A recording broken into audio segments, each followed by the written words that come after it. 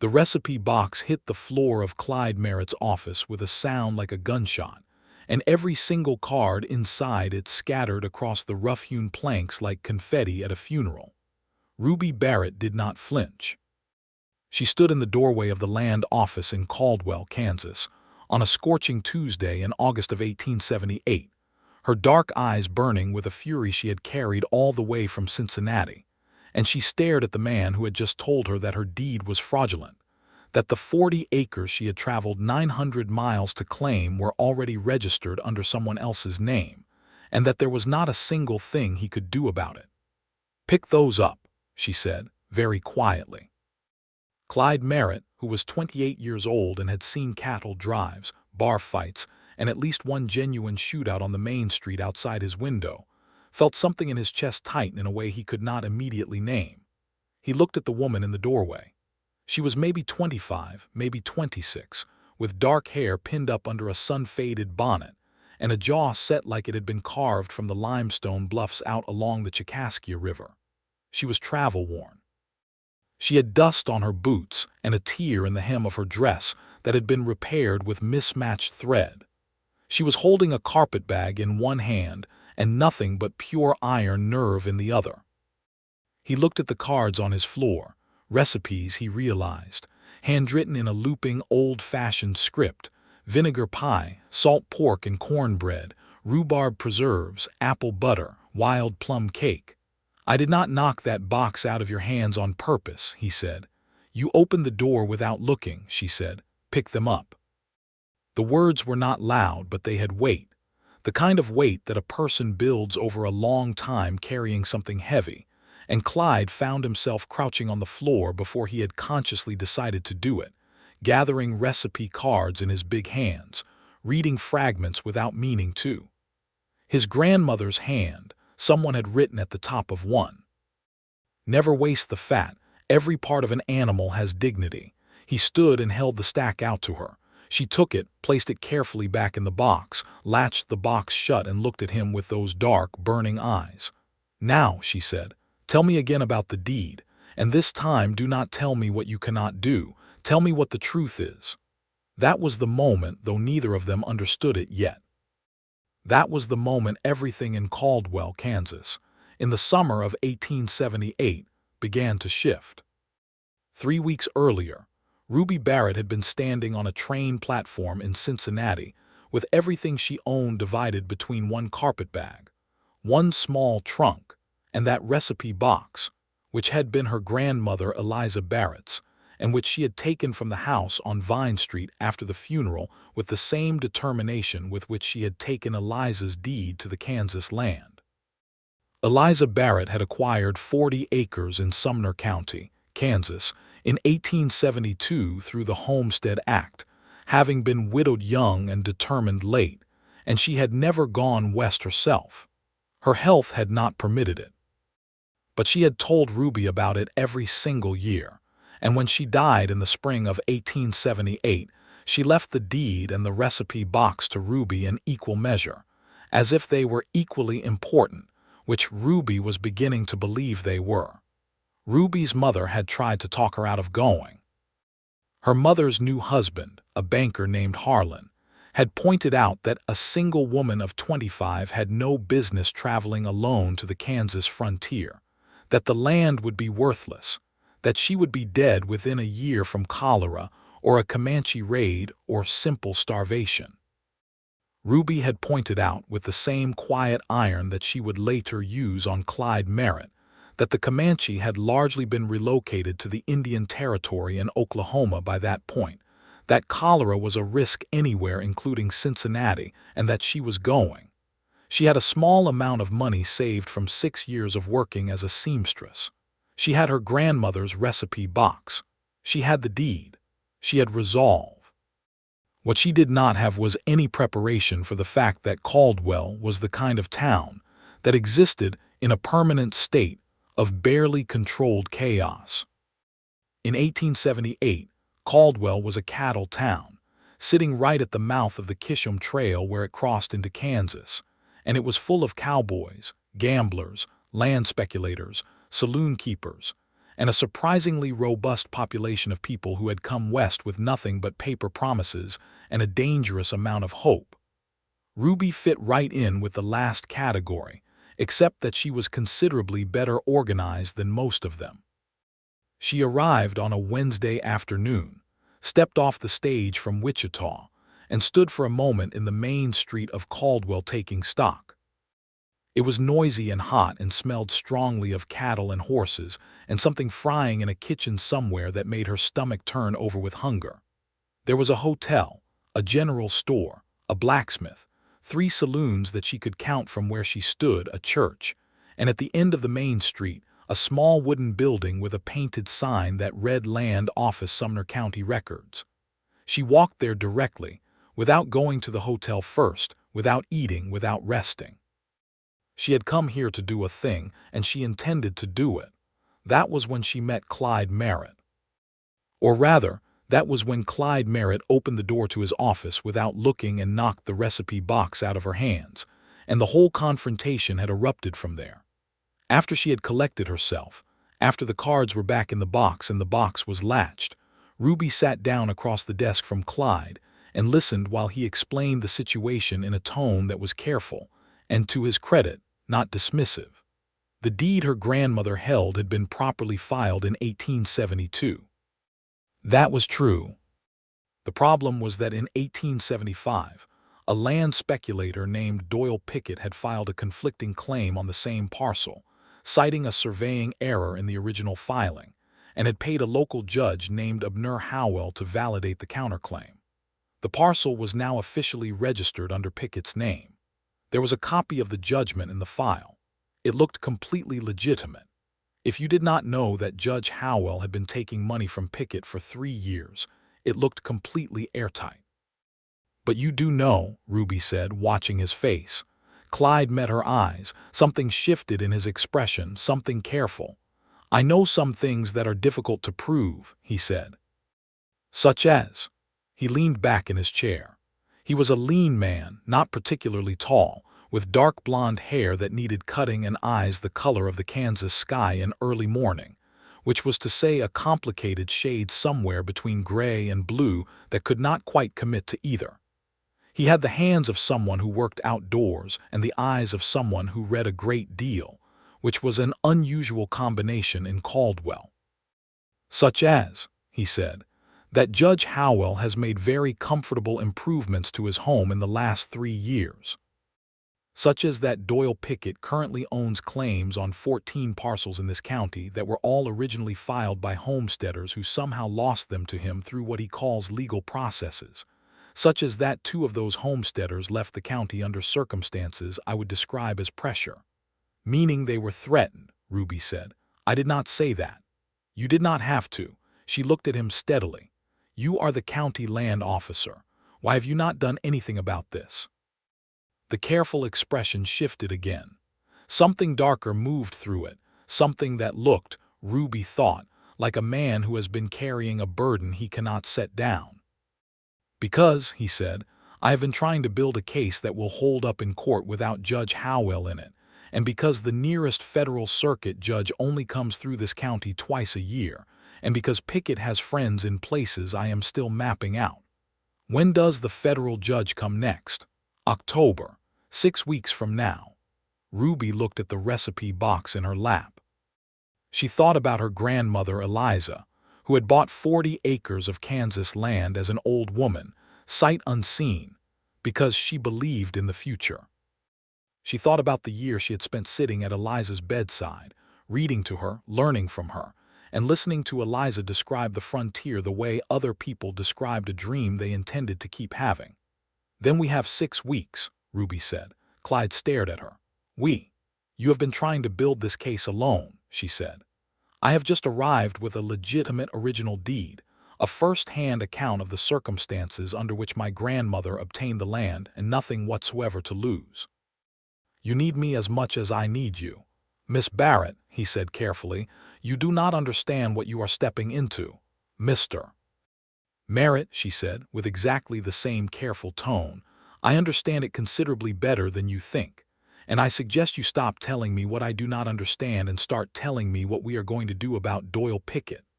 There was a silence in the small office. Outside, the sounds of Caldwell continued. Horses, voices, a piano starting up somewhere in one of the saloons, a dog barking. Clyde Merritt looked at Ruby Barrett for a long moment. Then he did something that surprised her. He laughed, just briefly, not mockingly, but with a kind of startled, genuine amusement. The kind that comes when something unexpected turns out to be exactly what you needed. "All right," he said. "Let me show you what I have so far." Ruby found lodging that evening at a boarding house run by a woman named Martha Caldwell, who was 53, formidably organized, and deeply suspicious of newcomers, but who softened somewhat when Ruby helped her carry a heavy box of dried goods from the doorstep, and then correctly identified 3 herbs growing in Martha's back garden by sight and name. Martha charged her $1.50 a week, which included breakfast and supper, and told her that the 2 rules of the house were no men past the front parlor after 8 in the evening and no drinking in the rooms. Ruby agreed to both without difficulty.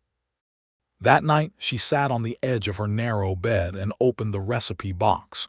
She did this not because she intended to cook anything, but because it was the thing she did when she needed to think.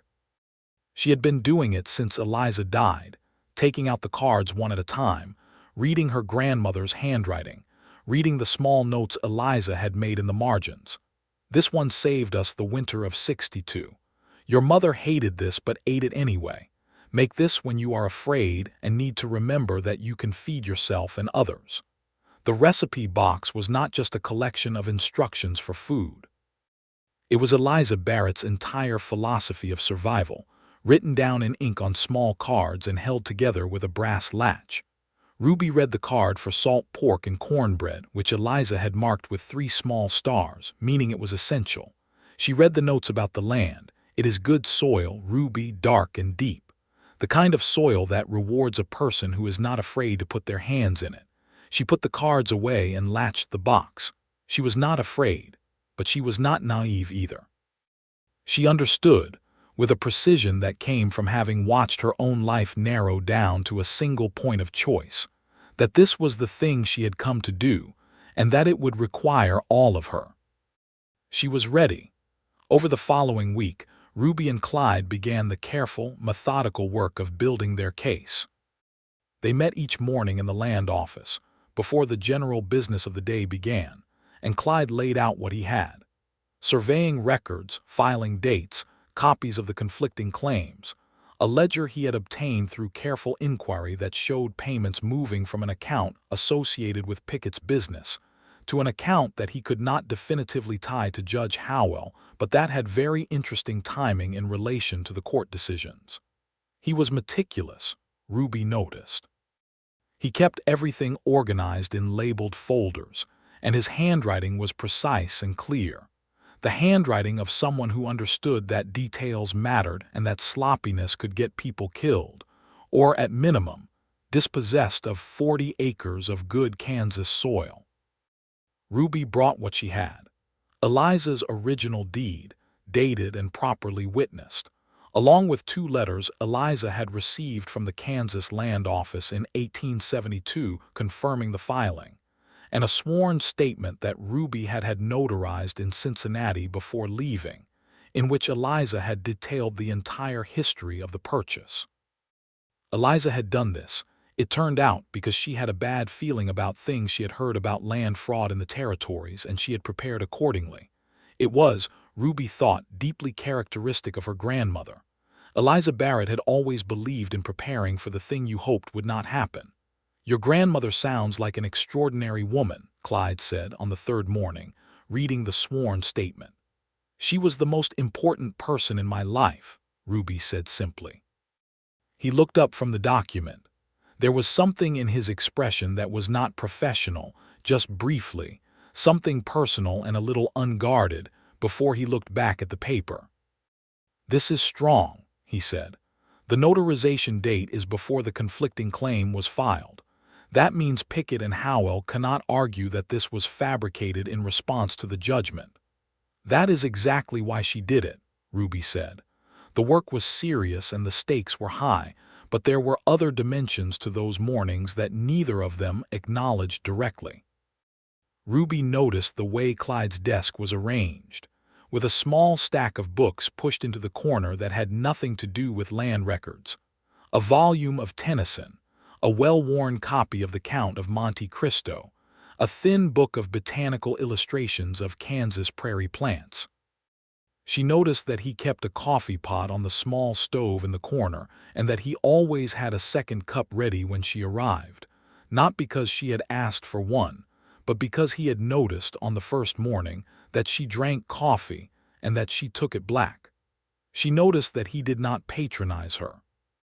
He explained things when explanation was needed, but he did not explain things that she clearly already understood, and when she made suggestions, he considered them seriously rather than dismissing them because they came from a woman. In 1878, in a Kansas cattle town, this was notable. Clyde, for his part, noticed things about Ruby that he tried to be professional about and was not entirely successful. He noticed that she was sharper than anyone he had worked with in 3 years of land office business, and he had worked with lawyers. He noticed that she had a habit, when she was thinking hard, of pressing her thumb against the latch of the recipe box that she usually kept in her bag, as if reassuring herself it was there. He noticed that when she smiled, which was not frequent but not rare either, it changed her entire face, from something severe and purposeful into something warm and almost startling in its openness. He did not think about these things directly. He was professional and focused and had a case to build, but he noticed. On the 5th day, the situation became more complicated because Doyle Pickett came into the land office. Pickett was a heavy-set man in his mid-40s with expensive clothes and the kind of easy confidence that comes from having gotten away with things for a long time. He had gray at his temples and a wide smile, and he came in ostensibly to ask about the status of a different filing entirely, but his eyes went straight to Ruby, who was sitting across from Clyde reviewing survey maps, and his smile changed in a way that was not quite a threat but was adjacent to one. "New in town," he said. It was not a question. "Recently arrived," Ruby said without looking up from the map. "Business or pleasure?" "Both," she said, and now she did look up and her expression was entirely neutral, which was, Clyde observed, actually more unsettling than hostility would have been. Pickett looked at Clyde. "New deputy," he said it lightly, with a small laugh that was intended to reduce Ruby to something amusing. "Miss Barrett is a claimant with business before the county," Clyde said. "How can I help you, Mr. Pickett?" The transaction was brief and unremarkable, and Pickett left with his easy walk and his wide smile and his eyes that had taken in everything in the office and filed it away. The door had barely closed before Ruby said quietly, "He knows who I am." "Probably," Clyde said. "Word moves fast in a town this size." "Then we need to move faster." "Miss Barrett, Ruby," she said, still looking at the door. "If we are going to be building a case together, you should call me Ruby." There was a brief pause. "Ruby," he said, "I need you to understand that Pickett has resources and connections that make this genuinely dangerous. 2 of the homesteaders I mentioned were pressured into leaving. One of them had his barn burned." She turned and looked at him. "What is your name?" she said. "Your given name." He blinked. "Clyde." "Clyde," she said, "I did not come 900 miles to be frightened off by a man with expensive clothes and a dishonest smile. I came here because my grandmother believed in this land and she left it to me, and she is not here to fight for it, so I am. Now, what do we do next?" What they did next was follow the money. Clyde had been building his evidentiary chain slowly and carefully, but with Ruby's fresh perspective and her willingness to do legwork that Clyde, as the official land officer, could not always do without drawing attention, they began to move faster. Ruby spent 2 days at the county clerk's office going through public property records, building a timeline of Pickett's acquisitions that made the pattern undeniable. He had been systematically targeting Homestead Act claims filed by people with limited means and limited legal knowledge, using Howell's court to override legitimate deeds with fraudulent counterclaims. The earliest case went back to 1874.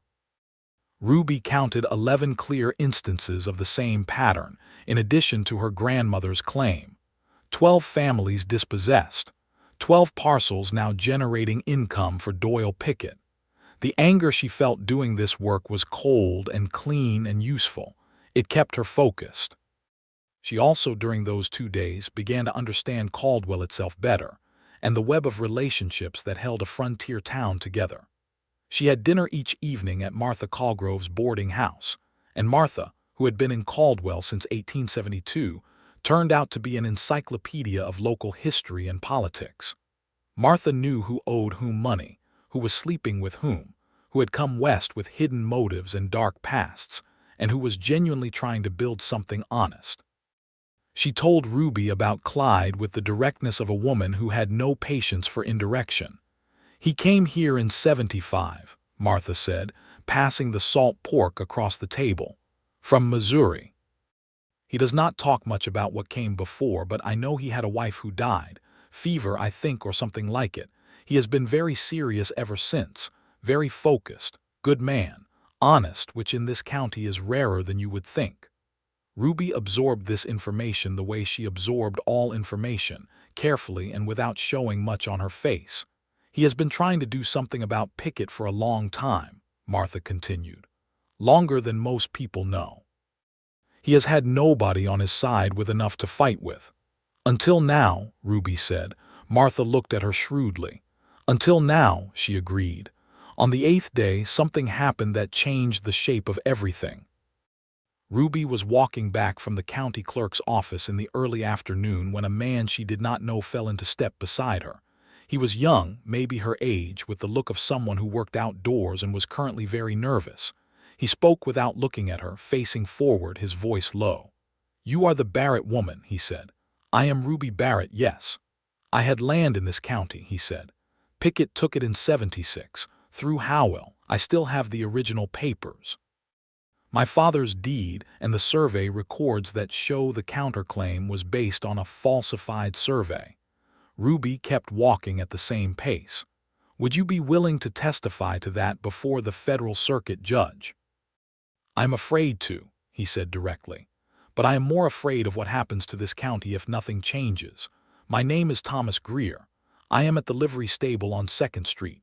Come find me tonight after dark and bring Merritt." He turned and walked away before she could say another word. That evening, in the back room of the livery stable, Ruby and Clyde sat across from Thomas Greer by the light of a single lantern and listened to a story that was both specific and devastating. Greer had come to Kansas from Illinois in 1874 with his father and older brother. They had filed their Homestead Act claim properly, had lived on the land for the required period, had improved it. Then in 1876, a man from Pickett's office had come to them and offered to buy the claim for a price that was insultingly low.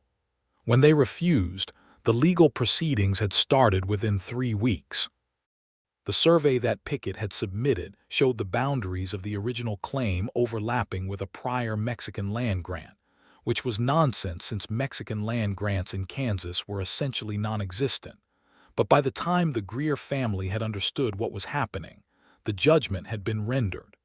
Greer's father had died the following winter, from what Greer believed was grief and shock as much as from the cold.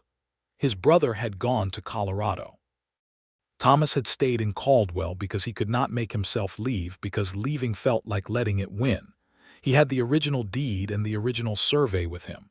He had kept them for 2 years, waiting for a moment when fighting back seemed possible rather than simply suicidal. "There is a federal judge coming in October," Ruby said. Greer looked at Clyde. "Is that enough time?" "It has to be," Clyde said. On the walk back to the boarding house, Ruby and Clyde were quiet for a long time. The night was warm and the sky above Caldwell was enormous and brilliant with stars, the kind of sky that existed only where there was very little to compete with it, And Ruby thought again about her grandmother describing the frontier, the scale of it, the way it made a person feel simultaneously very small and very capable of large things. 11 families, she said, that we know of. Yes. We need to find them or what is left of them. We need as many testimonies as possible.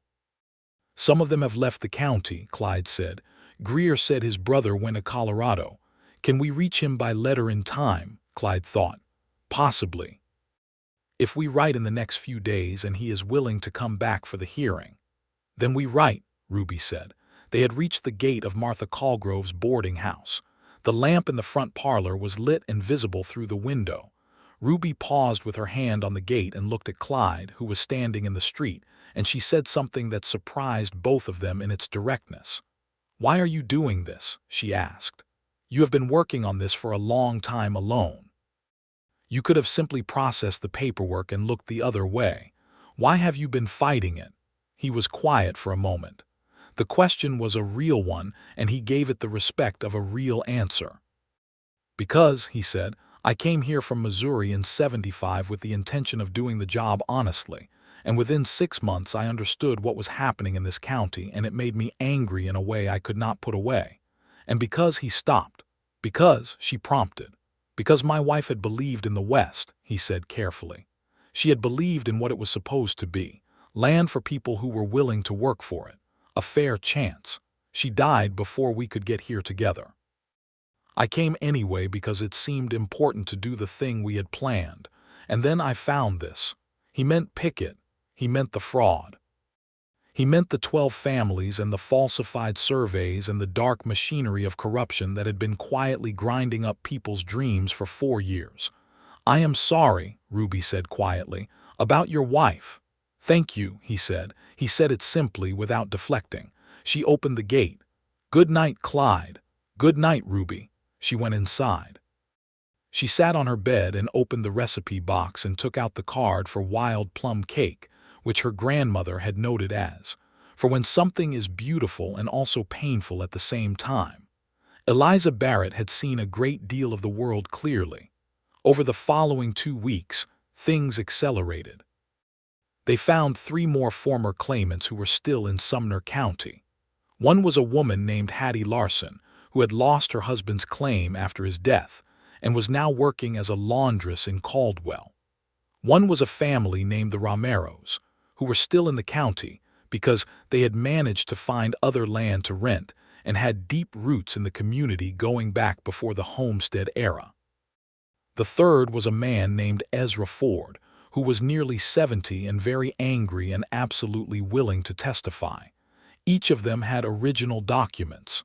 The pattern in those documents was, when laid out together, absolutely clear. Clyde had been right that Pickett was systematic. He was not opportunistic.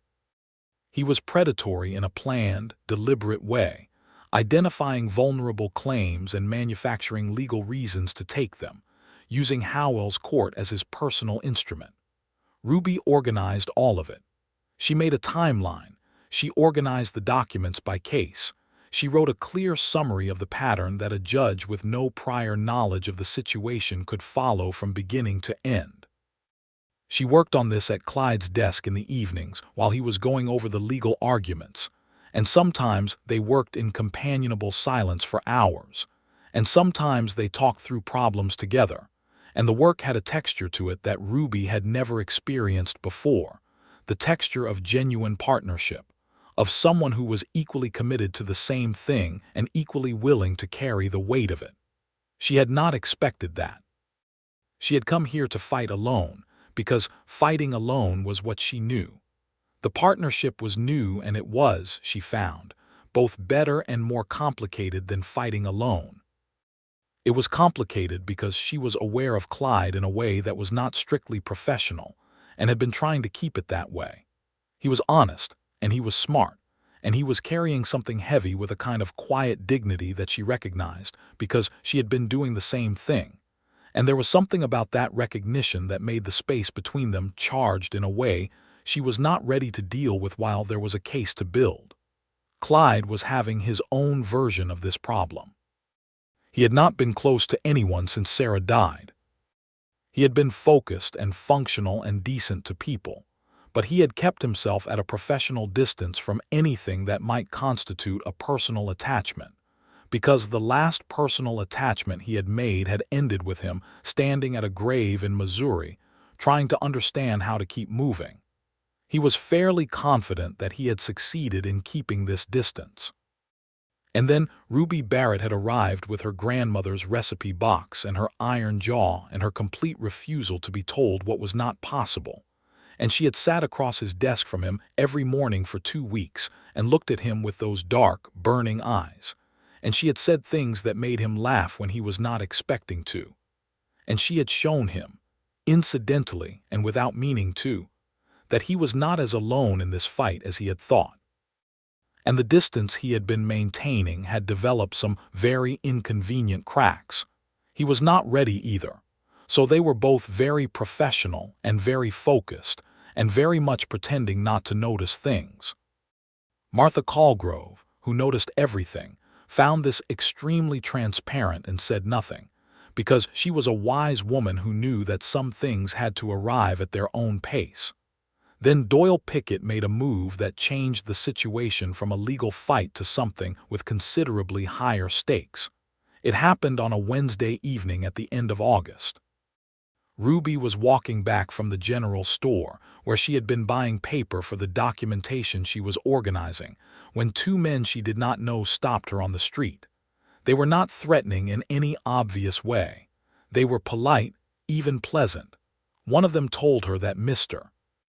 Pickett had heard she was experiencing some difficulty with a property matter and would be very happy to speak with her personally about a resolution.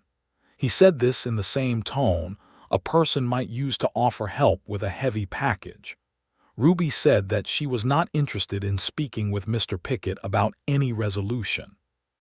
The man smiled and said that Mr. Pickett was confident she would reconsider, and that she should know that Kansas winters were quite severe for someone without established shelter, and that the frontier could be very difficult for a person traveling alone without local support. It was a threat. It was entirely deniable as a threat, phrased in nothing but pleasantries, but it was a threat. Ruby said, "Thank you for your concern. Good evening." She walked directly to the land office, which was closed for the day, knocked on Clyde's door, and when he answered, told him exactly what had been said. She watched his face go through something that was clearly anger, carefully controlled. "You are sure it was his men?" Clyde said. "No, but I am sure it was his message. He knows we are building something." "Yes." "Which means we are building it in the right direction." She was standing in his doorway, and the evening light was golden behind her, and his expression was one she had not seen on him before, urgent and worried, and something else that she put away for later consideration. "I am not going to stop," she said clearly. "I want you to know that. This does not change anything for me." "Ruby, it does not change anything," she said again, and her voice was steady. But she thought for just a moment that she would have very much liked to be less steady, just briefly, because the look on his face was the look of someone who cared whether she was safe, and that was not something she had a great deal of experience receiving. She was not entirely sure what to do with it. "You should not walk alone after dark," he said, "not until the hearing." "I agree. I will ask Martha to accompany me or send word when I need to be out in the evening. Or I can accompany you," he said, and then more carefully, "if that is acceptable." "That is acceptable," she said. The weeks that followed had a double nature. During the days, there was the case.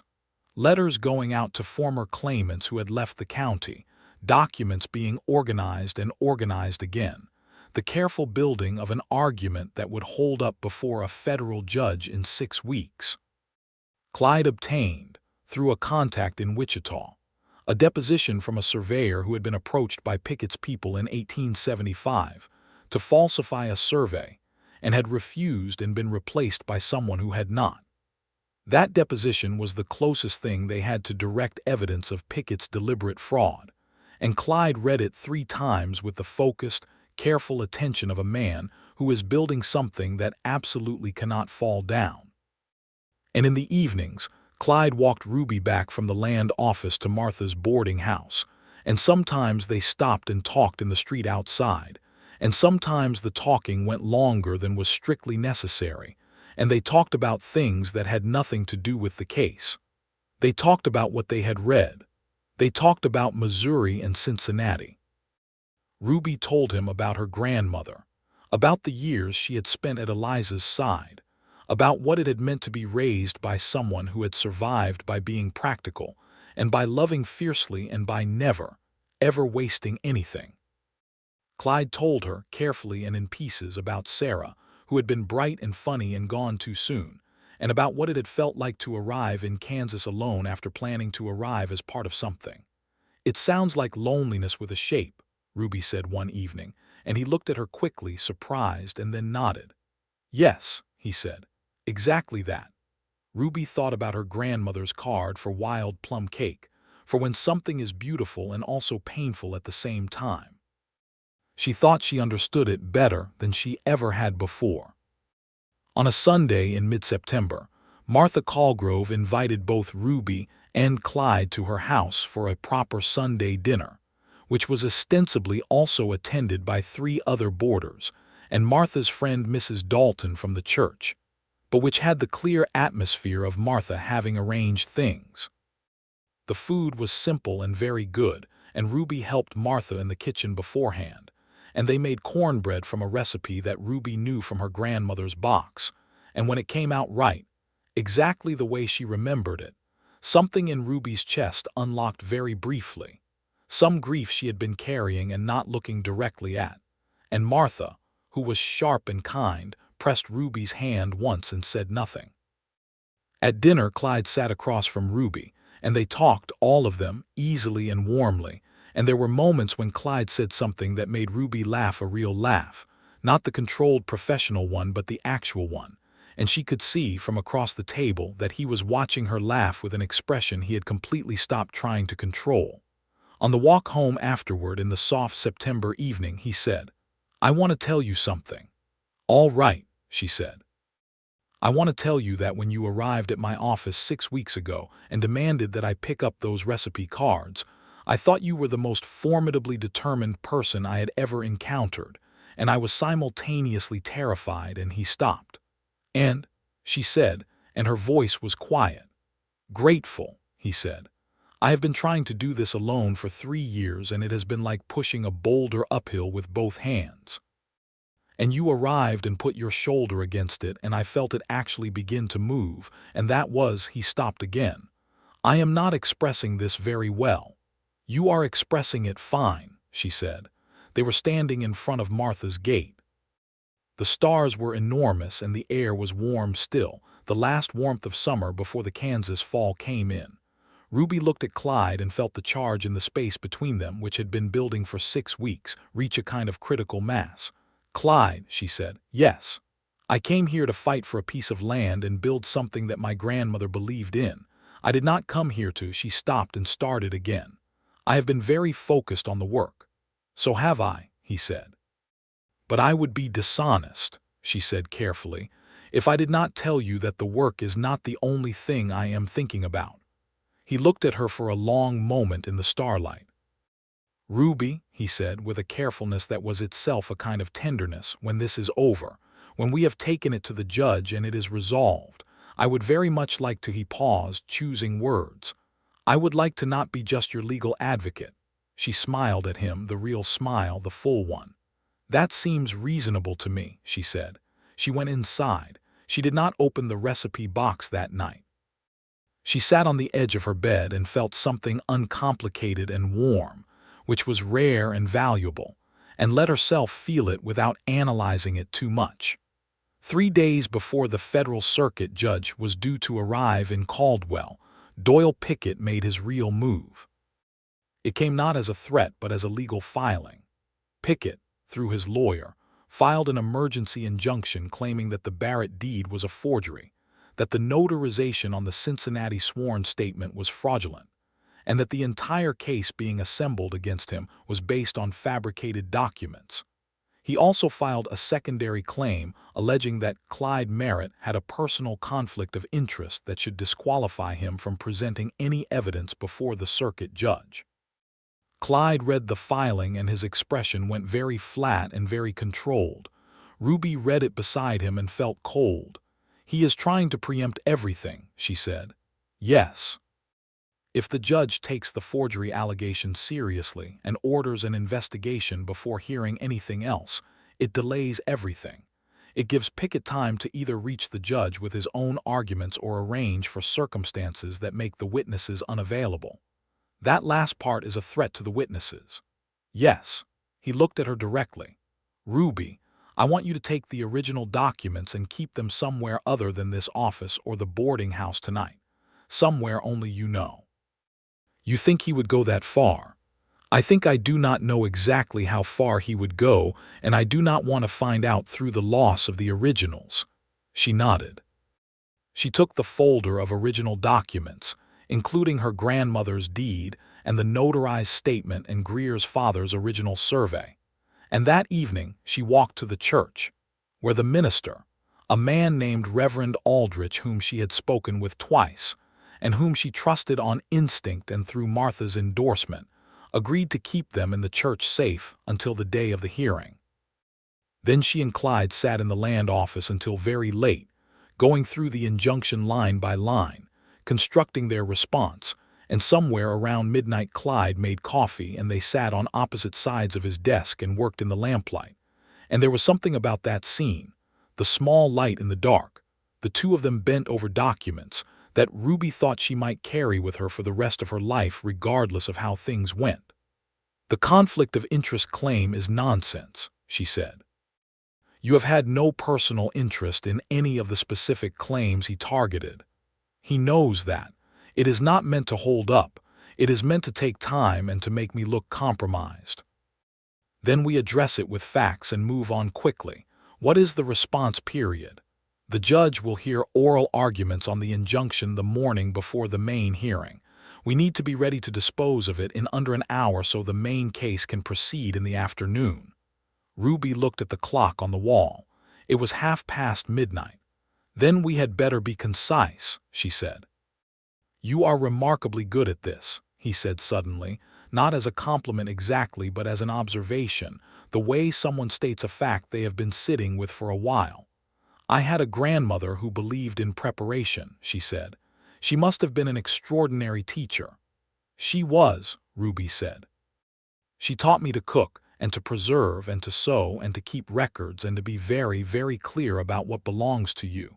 She said that knowing what is yours is the beginning of everything else." She paused. "She also taught me the difference between a good man and a man who performs goodness. She was very clear about that distinction." Clyde looked up from the document he was reading. "Which category do I fall into?" he said. It was not quite a question. Ruby met his eyes across the desk in the lamplight and said, "You know which category." A small silence. Outside, Caldwell was quiet at last, the saloons closed or closing, the cattle still, the vast Kansas sky full of its innumerable stars. "I should walk you back," he said. "In a moment," she said. "We need to finish the response to Section 3. He smiled. It was the same startled, genuine smile she had seen on the first day, and it still changed his face entirely. "Right," he said. "Section 3. The day of the hearing arrived on a Thursday in early October with the particular sharp clarity of a fall day in Kansas. The sky, a deep, clean blue, and the air cool enough to see your breath in the morning. Ruby wore her best dress, which was not particularly grand but was carefully pressed, and she carried the recipe box in her bag because she had carried it every day since arriving in Caldwell, and she was not going to stop on the most important day of all. The federal circuit judge was a man named Harold Fenwick, who had ridden circuit in Kansas for 12 years and had seen most of what the frontier could produce in the way of both human ingenuity and human dishonesty. He had a lean, angular face, sharp gray eyes, and the manner of a man who had long since run out of patience for wasted time. The morning session on the injunction was, as Clyde had predicted, an attempt by Pickett's lawyer to throw everything into confusion and delay. The forgery allegation collapsed almost immediately when the original documents were produced and their provenance was laid out clearly. The notary in Cincinnati was a matter of public record. The conflict of interest claim was disposed of in 20 minutes by a plain presentation of Clyde's record, which contained no personal financial stake in any of the disputed claims.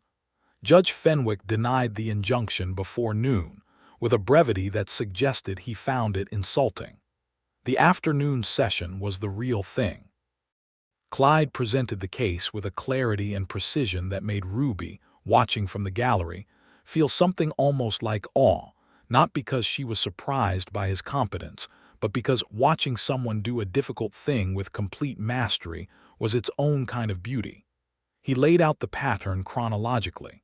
He presented the falsified surveys alongside the originals. He presented the ledger evidence. He called Thomas Greer, who testified in a steady voice about what had happened to his family's claim, and then Hattie Larson, and then Ezra Ford, who was 70 years old and angry and absolutely coherent, and then Daniel Greer by deposition, Thomas's brother, who had sent a written statement from Colorado that arrived 4 days before the hearing. And then Ruby Barrett was called. She stood before Judge Fenwick and presented her grandmother's deed, the original letter from the land office confirming the filing, and the sworn statement Eliza had prepared. She spoke without notes. She had the timeline memorized and she laid it out simply and precisely. Here is when my grandmother filed the claim. Here is when she received confirmation. Here is when the fraudulent counterclaim was filed. Here is the difference between those two surveys. Here is what that difference means. She looked at Judge Fenwick while she spoke and did not look at Pickett, who was sitting across the room with his lawyer and his wide smile, because she did not need to look at Pickett. She was not talking to Pickett. She was talking to the law. When she was finished, Judge Fenwick asked her 3 questions, all of which she answered directly and precisely, and then he thanked her and she sat down. Clyde, beside her in the gallery, very briefly put his hand over hers. It lasted only a moment. Then they both looked forward at the judge, professional and composed. The deliberation took 2 hours. Then Judge Fenwick came back with a judgment that was 80 pages long, which he summarized in his courtroom in 40 minutes, and the summary was, point by point, a systematic dismantling of everything Doyle Pickett had built. The fraudulent surveys were declared void. The counterclaims were invalidated. All 12 original claims, including Eliza Barrett's 40 acres, were restored to their rightful owners or their heirs. Judge Fenwick also ordered an immediate investigation into the role of Judge Abner Howell, who was suspended from his position pending that investigation. Doyle Pickett walked out of the courtroom with his lawyer and his smooth face showing very little, because men like Pickett had pride enough not to show it in public. But the wide smile was gone. Outside in the October afternoon, Caldwell was full of noise and light. Thomas Greer shook Clyde's hand and then, to Ruby's surprise, turned and shook hers too with both of his, and his face was a complicated mixture of grief and relief that told her he was thinking about his father. Hattie Larson embraced Ruby briefly and then pressed her lips together hard and walked away quickly, because she was the kind of woman who preferred not to cry in public. Ezra Ford told Clyde that he was the first honest county officer in Sumner County in at least 6 years, which was delivered as a solemn compliment. Martha Colgrove was there, standing at the edge of the crowd, and she caught Ruby's eye and nodded once slowly, with the expression of a woman whose assessment had been confirmed. Ruby and Clyde stood together in the afternoon light, and when the crowd had thinned somewhat, Ruby turned to him and found that she did not have any words that felt adequate to the moment. She was not generally a person who lacked for words, but this was one of those moments when what she felt was larger than any specific sentence she could put together. He was looking at her with an expression she was beginning to know, the open, unguarded one, the one he did not bother controlling when they were past the pretending stage. "Well," he said, "we did it." "We did," she said. "Your grandmother's deed holds," he said. "Yes." She looked out at the street, at Caldwell in its October afternoon, at the land stretching away in every direction toward a horizon that in Kansas was always farther than you expected. "I need to see it," she said. "The 40 acres. I have been here 6 weeks and I have not yet stood on it." "I will take you tomorrow," he said, "if you will let me." "I will let you," she said. The following morning was a Saturday, and Clyde rented a buggy from the livery stable, and they drove south out of Caldwell through a landscape that Ruby was not prepared for, not because she had not imagined it, but because the imagining had not accounted for the quality of the light, or the particular sound of the wind through the prairie grass, or the way the sky sat on the land like a conversation between two equal things.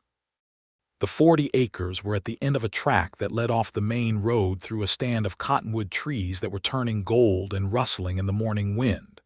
The soil, when Ruby stepped out of the buggy and crouched and took a handful of it, was dark and deep, exactly as her grandmother had said. She held it in her hand for a moment and felt the weight of it and thought about Eliza Barrett, who had bought this land as an act of faith in a future she would not see. She stood up and looked around. There was a small creek running along the western edge of the property. There were the cottonwoods. There was the open ground where a house could go, where a garden could go, where things could be grown. She became aware that her eyes were wet, which was unusual for her, and she turned slightly away and composed herself, and she heard Clyde behind her, not saying anything, giving her the space for the moment. When she turned back, she found him standing a few feet away looking at the land with an expression she could not immediately identify. She looked at him looking at the land and thought about what Martha had said. He came here with his wife's belief in the West and without his wife. "It is good land," she said. "Yes," he said. And then, after a pause, "What will you do with it?" "Build something," she said simply. "That is what you do with good land." She paused. "I will need to find someone to help me. I know a great deal about food and about keeping records and about fighting for things. I know considerably less about construction and livestock and the mechanical aspects of farming." "I know something about those," he said, with a carefulness in his voice that she recognized as the same carefulness he had used when he said he would like to be more than her legal advocate. She looked at him. He was standing in the gold October light with his hat in his hands and his complicated blue-gray eyes, and an expression that was earnest and a little uncertain in a way that was completely different from his courtroom confidence.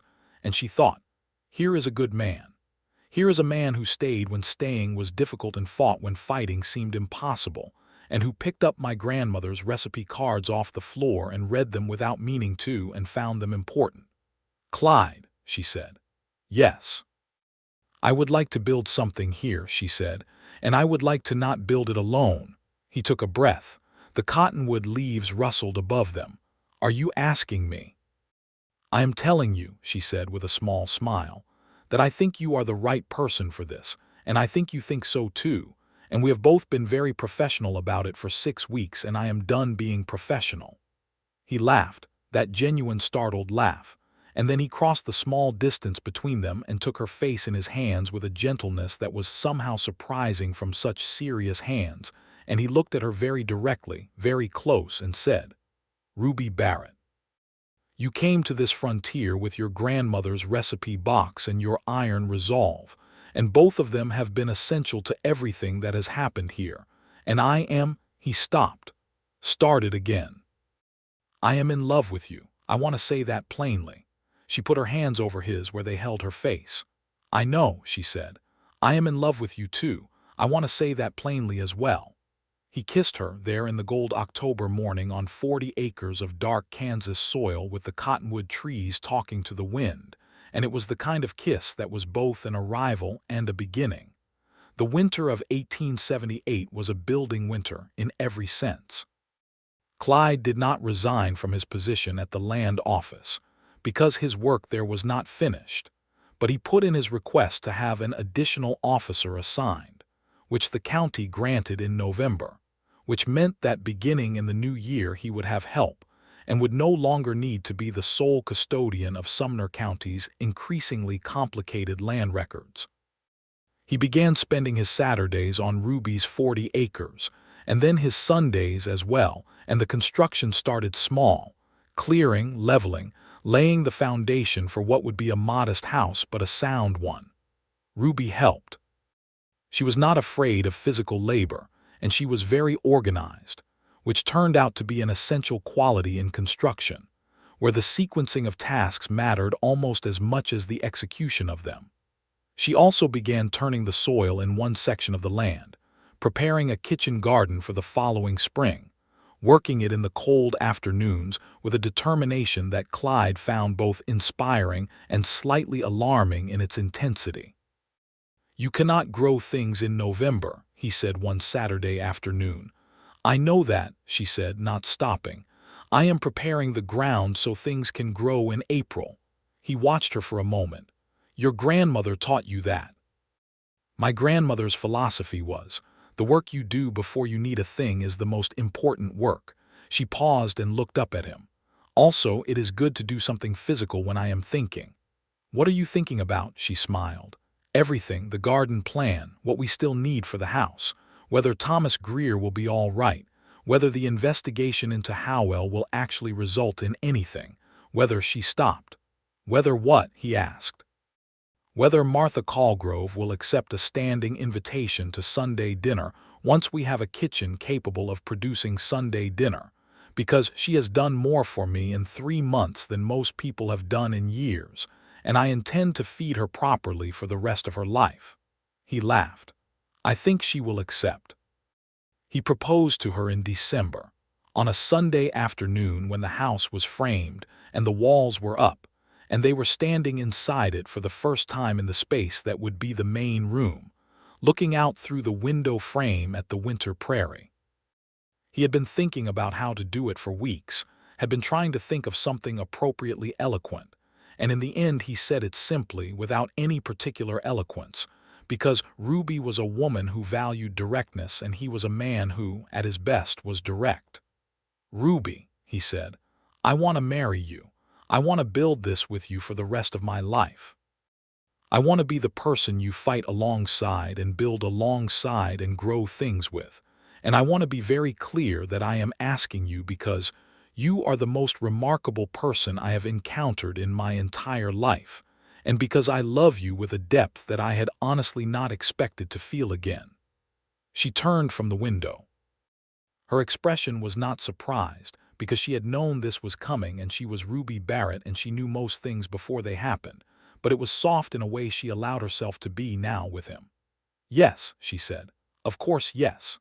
They were married in February of 1879 in the church in Caldwell on a Saturday afternoon when the sky was the particular clear pale blue of a Kansas winter.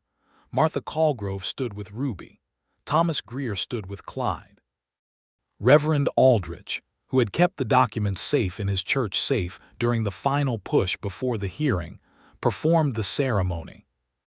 Hattie Larson and Ezra Ford and the Romero family were all there, because they had all been part of the story, and Ruby insisted that the story include them in its better moments.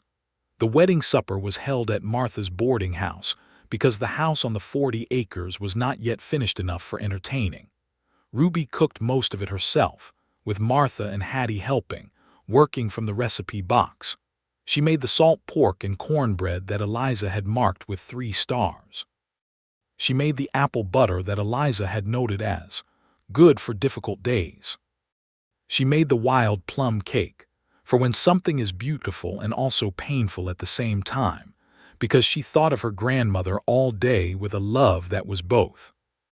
At the supper table, when everyone was eating and the room was warm and full of voices and laughter, Clyde reached under the table and took Ruby's hand in his, and she curled her fingers through his and held on, and she thought about what Eliza Barrett had believed the frontier was. A place where a person with courage and preparation and good judgment could make something real and lasting. She thought her grandmother had been right. The spring of 1879 came in with mud and wildflowers, and the smell of new growth. The house was finished in March, a solid 2-room structure with a good chimney and a kitchen large enough to work in properly, and a front porch where you could sit in the evenings and watch the light change across the prairie.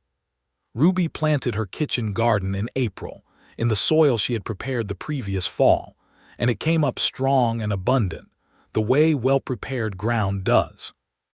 She planted corn and beans and squash and a kitchen herb garden, and on the south side of the house, a row of wild plum trees that she had found growing near the creek and transplanted, which were native to the area and which, Clyde pointed out, would take several years to bear fruit.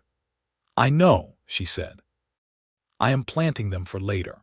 He had developed, by spring, a deep respect for her relationship with time, which was her grandmother's relationship with time, which was, you work in the present toward the future, and you trust that the future will arrive.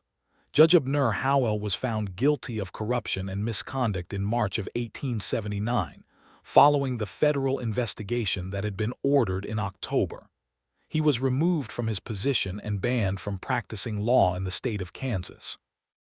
Doyle Pickett faced a separate legal proceeding that spring, brought by the Federal Circuit Judge's office based on the evidence that Clyde had spent 3 years assembling. Pickett was convicted of fraud and conspiracy in May and sentenced to 8 years in the federal penitentiary. 7 of the 12 families who had lost claims through his fraud were able to return to their land or receive compensation. The other 5 had dispersed too widely to be fully restored, which was a grief in the victory, but a victory nonetheless. The evening after Pickett's conviction, Ruby and Clyde sat on the front porch of their house and watched the May sunset, which was extravagant in the way that Kansas sunsets could be, all gold and orange and deep red across the enormous western sky. Ruby had the recipe box in her lap. She opened it and took out the card for the wild plum cake and read her grandmother's note, for when something is beautiful and also painful at the same time. She held the card for a moment and then put it back. "I think she would have loved this," she said. "The sunset, all of it," Ruby said. "The land, the wind. You," Clyde turned to look at her, "you think she would have approved of me?" "She told me the difference between a good man and a man who performs goodness," Ruby said. "She would have recognized you immediately." He reached over and took the recipe box very gently from her hands and opened it and looked at the cards the way he had looked at them on the first morning on the floor of his office, reading fragments. "This should not just stay in a box," he said. "These recipes, they should be used regularly." "That is the plan," she said, "to use all of them regularly for the rest of my life." He put the box back in her hands. "Good." By summer of 1879, the house on the 40 acres had taken on the character of a real home, which is a different thing from a finished house. The kitchen was fragrant and active. The garden was producing abundantly. Ruby had begun, with a precision that Clyde found both impressive and slightly intimidating in its scope, to plan an expansion of the cultivated area that would, within 3 years, make the property genuinely productive. She had also, quietly and without much announcement, begun to help 2 other women in Caldwell who were in difficult circumstances navigate the legal systems around property and contracts, because she had learned from Clyde how those systems worked, and she believed that information of that kind should not be kept to oneself. Clyde had his new deputy at the land office, a young man named Willis Pratt who was earnest and competent and deeply grateful to be working under someone honest.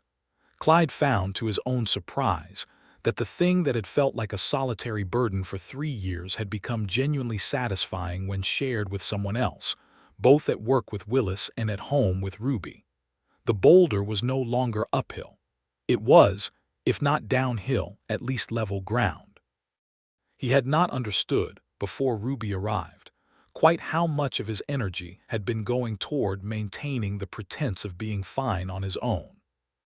It was a revelation of the most ordinary and most significant kind, that being with the right person does not make things easier exactly, because hard things remain hard, but it makes the hard things possible to bear and the good things genuinely bright. In October of 1879, Ruby told him she was pregnant. She told him in the kitchen, on a Sunday morning, while they were both drinking coffee at the kitchen table with the first October light coming through the window. She was not nervous about it, but she was deliberate, which was her way, and she watched his face carefully when she said it. His face did a thing that she had not quite seen before, a complex and complete wash of emotion, wonder and terror and joy, all at once and in rapid succession.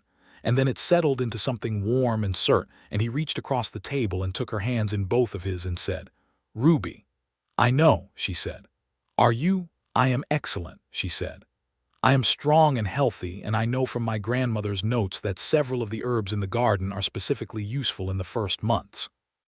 I have already made preparations."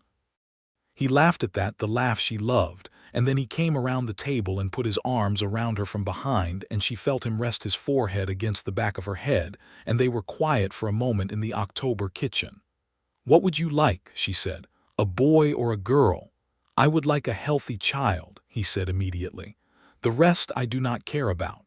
"Good answer," she said. Their son was born in June of 1880, on a Sunday morning when the prairie outside the house was full of light and sound, and the air smelled of the wild plum trees, which had not yet bloomed but which were growing well. They named him Elias for her grandmother Eliza, which Ruby had requested and Clyde had agreed to without hesitation. The name was both a continuation and a transformation, which seemed right. Martha Caldwell was there for the birth, as she had promised to be, and she was practical and calm and completely invaluable, and afterward she sat in the kitchen and drank coffee, and told Ruby that Elias was without question the most alert infant she had ever seen, which Ruby took as a compliment to both of them. Clyde held his son for the first time and was unable to speak for several minutes, which was fine because no words were necessary. The years that followed were full ones. Clyde was appointed county commissioner in 1881, which was a recognition both of his work at the land office and of the successful prosecution of the Pickett case, which had become something of a standard for land fraud prosecution in Kansas. He took the position seriously and brought to it the same meticulous honesty he had brought to everything else. He was not famous in any large sense, but he was trusted, which in a frontier county was a more useful and enduring thing. Ruby's farm expanded steadily, exactly according to the plan she had laid out in the spring of 1879. By 1883, they had added a second family, a pair of draft horses, 30 acres under active cultivation, and a root cellar of a size and organization that Martha Caldwell described, with genuine admiration, as a monument to human foresight. Ruby sold preserves and dried goods at the Caldwell market, and had, without entirely meaning to, become someone that other women in the county consulted about everything from kitchen gardens to legal rights to the management of household accounts. She did not seek this role. It simply accrued to her the way that useful things accrue to useful people. In 1882, Thomas Greer bought back a portion of his family's original claim, using money he had saved over 3 years, and he came to Ruby and Clyde's house for dinner to tell them, and they made a real celebration of it with the wild plum cake that the trees on the south side of the house had finally, in their 3rd year, produced enough fruit to make properly. The wild plum cake was, Ruby noted, everything her grandmother's card had promised. In 1883, Ruby became pregnant again. She told Clyde in the same way she had told him the first time, in the kitchen on a Sunday morning, and his face did the same complex wash of emotion, and he came around the table in the same way, and she said, "You know you are extremely predictable," and he said, "Good. Predictability in the right things is a virtue." And she laughed and turned in his arms to face him, and kissed him in the morning light, with the same feeling she had felt in every ordinary, precious morning of the 5 years they had been building this. Their daughter was born in April of 1884, and they named her Eliza, the full name this time, without abbreviation, because she had earned the full name before she was born by virtue of being the child of 2 people who owed an enormous debt of direction and inspiration to the original Ruby Barrett of Cincinnati, Ohio.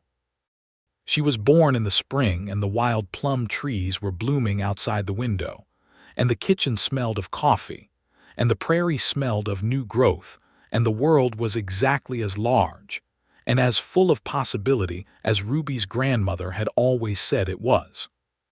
Clyde stood at the window with his daughter in his arms and his son beside him.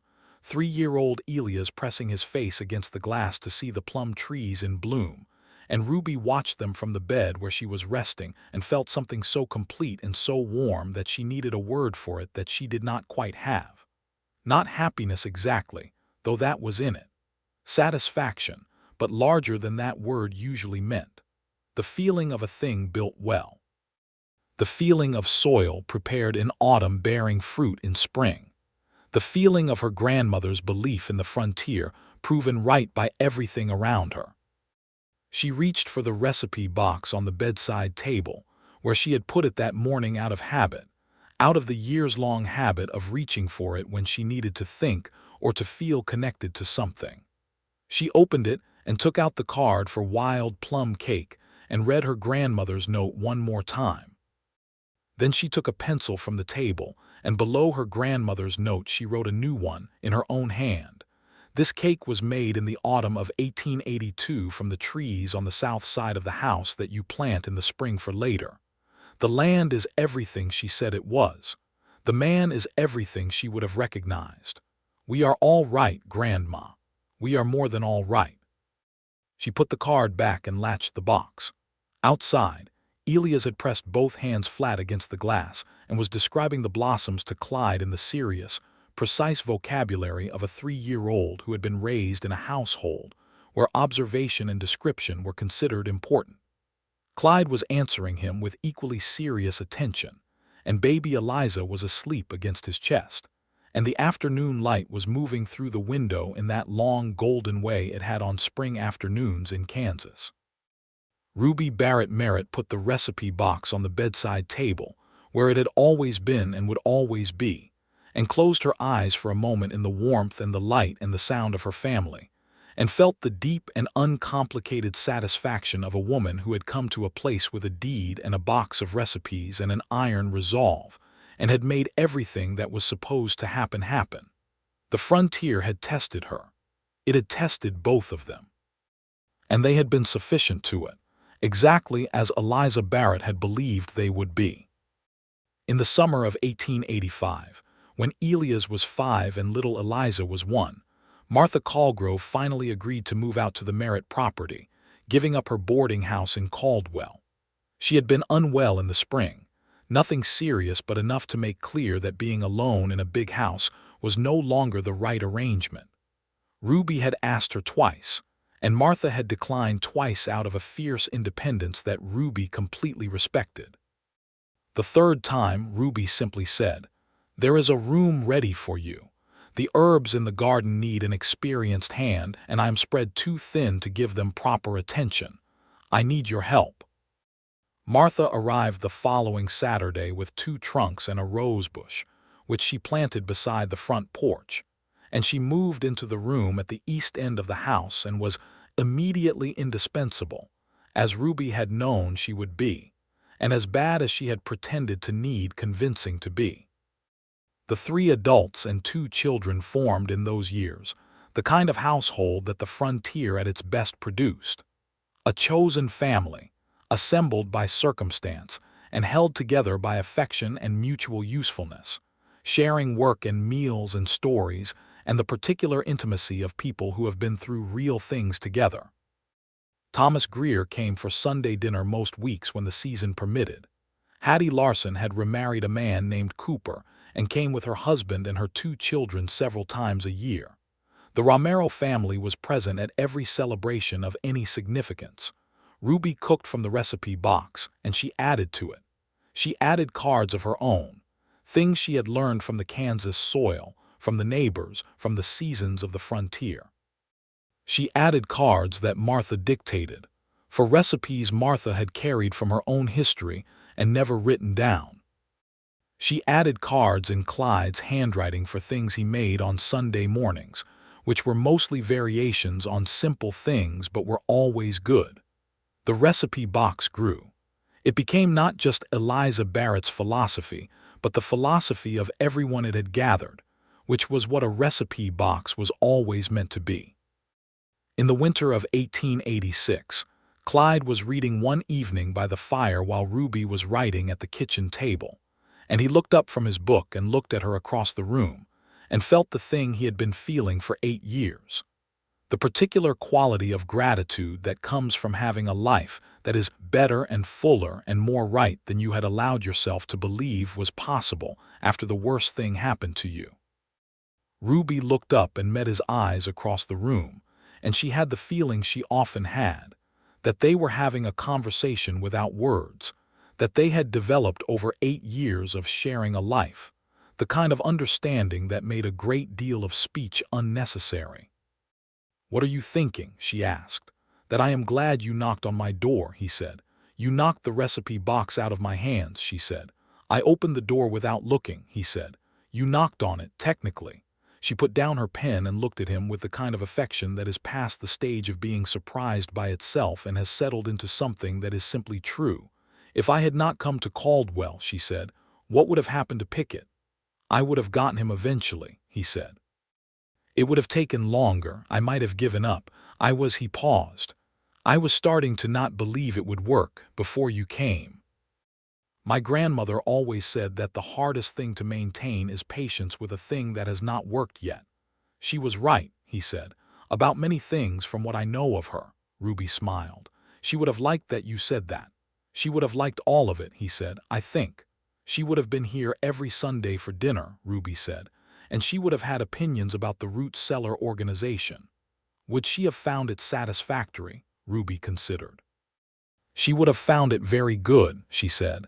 "She would have suggested moving the dried beans to the north shelf. She would have been right about that." He laughed. Outside, the winter prairie was quiet and cold and enormous under its stars. Inside, the fire was going and the children were asleep and Martha's boots were by the door and the kitchen smelled of the day's baking, and the recipe box sat on the shelf by the window where it lived, brass latch gleaming in the firelight. Ruby went back to her writing. Clyde went back to his book. The fire settled. Later that night, when the writing was done and the book was finished and the house was quiet, Ruby sat at the kitchen table for a moment alone before going to bed, and she opened the recipe box one more time, not looking for anything specific, just visiting, the way you visit with people you love. She looked at Eliza's handwriting. She looked at her own additions. She looked at Martha's dictated recipes in her own neat script, at Clyde's Sunday morning cards, at a card that Elias had drawn on last summer in his 5-year-old hand, which contained an illustration of what was clearly meant to be a pie and nothing else, which Ruby had added to the box with complete seriousness, because the box was the record of what they ate and how they lived, and that drawing was part of it. She thought about what it had meant to arrive here with this box and a deed and an iron resolve and nothing else to recommend her. She thought about what the frontier had asked of her and what it had given back. She thought about her grandmother's voice saying, "The work you do before you need a thing is the most important work." She thought about Clyde, asleep upstairs, who had called the recipe box essential on that first morning, not as a compliment but as a genuine assessment. He had looked at the cards scattered on the floor of his office and read them and understood them before he understood anything else about her, and that understanding had been, she thought, the foundation of everything. She latched the box. She went upstairs to where her husband was sleeping in the room that looked out over the prairie, and she got into bed beside him, and he turned in his sleep and put his arm around her with the unconscious ease of 8 years, and she lay in the dark and listened to the winter wind move through the cottonwood trees and the sound of the house around her, the sound of something built to last. The 40 acres of dark Kansas soil that her grandmother had bought with faith in a future she would not live to see were outside in the winter night, covered with snow, full of last year's roots and next year's seeds, waiting. In the spring they would come up strong. They always did.